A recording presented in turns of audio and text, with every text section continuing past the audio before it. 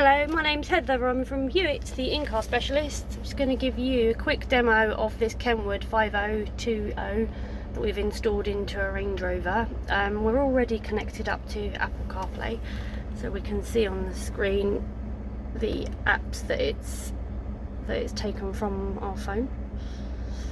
So we can have access to our phone calls. You can use the voice command with Siri to make a call, so you don't have to use your hands.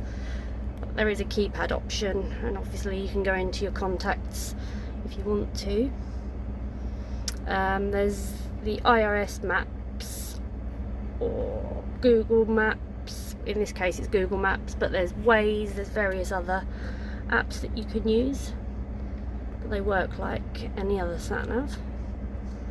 And music, again, lots of choice for applications, but in this case it's Spotify. So we can have our maps, and our music at the same time on this double screen.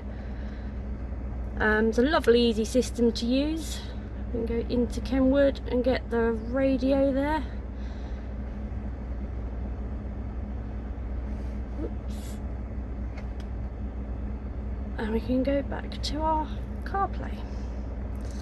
It's going to be a good journey.